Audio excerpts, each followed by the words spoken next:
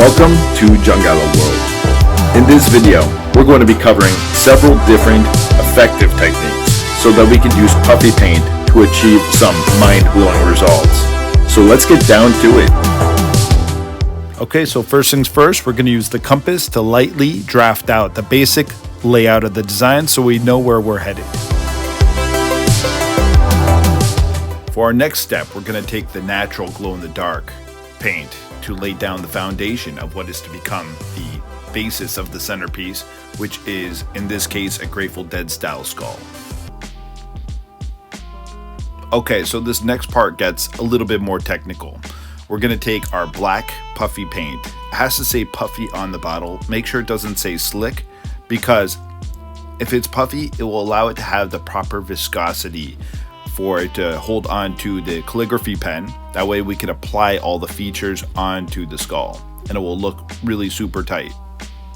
It's very important to add a border around your centerpiece because you want it to pop out compared to the rest of the design that we'll see later. So we're going to use some yellow fluorescent paint in this case to create a border so that it really pops out.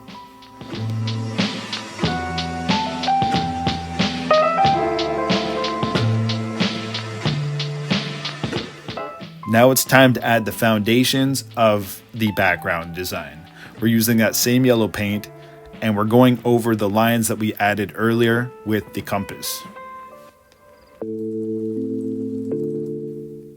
Okay, so now you're probably asking, how much of a space should you leave between the lines? And that's really sort of subjective. It depends on what kind of pattern you want to do. I typically leave around 5/8 of an inch in between each line. That allows me to have sufficient space needed in order to make the design tight and do exactly what I'm going to do next.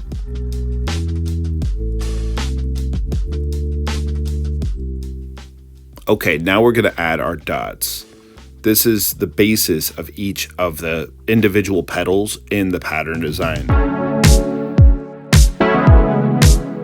I really want to emphasize here that everything that we're creating starts off very simple.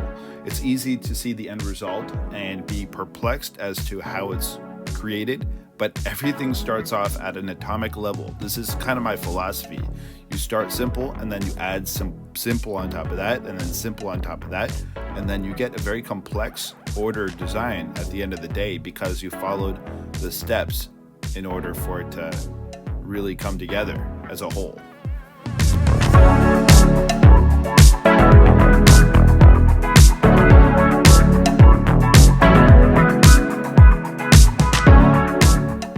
If we're not having fun already, this is where it starts getting fun. So on the left side of the hat, on the blank space that we didn't put any dots, we're going to start adding our waves. And this is very preliminary. Just remember that this is the first layer of paint that we're adding. We're going to be adding more paint later, so it gets more bold. So yeah, the 2 layers that we left blank, we're adding the waves, and you'll see what we do on the other side. Okay, you see on this side, we're going to be adding some flames because of that dual theme here. So this is a lot of fun. I don't really do this all that often, so it's kind of fun to do the flames versus the water, the waves. Yeah, so those are our flames on both of the blank spaces. I'm just kind of winging it. I didn't really use any reference this time.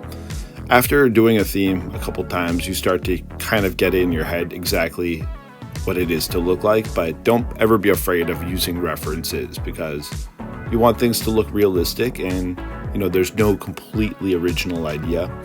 We just have to train ourselves on what came before. I don't think there's any shame in that. So this is looking really nice so far. I'm really happy with this design. And just as a little side note, this is the first hat that I've made in several months. I've been working on other different types of projects. At one point in my hat making career, I was creating up to 100 designs in a year, which you could very easily see how you could get burnt out doing that. So a little fresh kind of hiatus really makes you more keen on doing this kind of work. So yeah, now we're gonna be adding the petals. Yeah, you see that? We use the spaces, what we built on before, to add more layers of complexity, and it really comes together.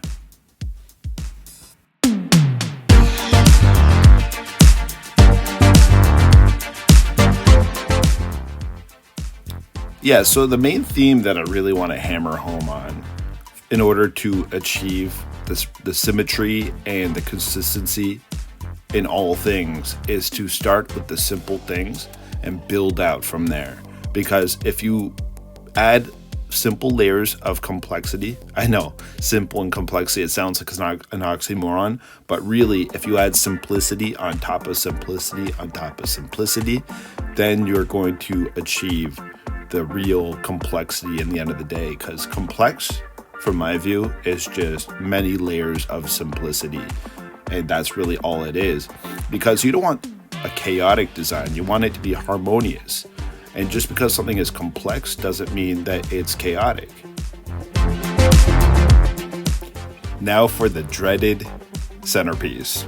I say dreaded because I really love making the centerpieces, especially if they're complex, but I kind of dread it at the same time because there's very, very little room for error, because it's a small space you're working with, the paint dries fast, and you have to know what you're doing. So I map it out. I know exactly what I'm doing. In this case, it's the Sly Wolf character. And he's kind of in the public domain now. This is kind of like a derivation on him. You've probably seen this old school wolf face before. On the bill, I'm adding a heart with a 13-point bolt and some angel wings. And if you're familiar with Grateful Dead lore, then it's all part of that. For the final stage, we're adding the paint on top of what we previously painted in order to make everything bold and popping out. Because with this puffy paint, it may dry in 3D fashion, but it still dries kind of flat. And if you want everything to look consistent and bold, you want to add the paint on top of that. And that's pretty much what we're doing now. That's the final stages. You see that? It kind of dried a little bit transparent here. So if we add the paint, that's going to dry bold. It's going to really pop out and look really nice. And that's pretty much the final stages of this design. I want to thank you all so much for taking the time to watch this video. This is pretty much my first foray into actual YouTube editing and all that stuff. So I hope you got a lot out of it. I'll be coming back soon with a lot more content. In the meantime, if you want to connect with me on social media, you can find me at Jungala World, pretty much the same as this YouTube. I'll leave all that information in the captions, in the description. And if you wouldn't mind subscribing, liking, commenting, that would be very much appreciated as well.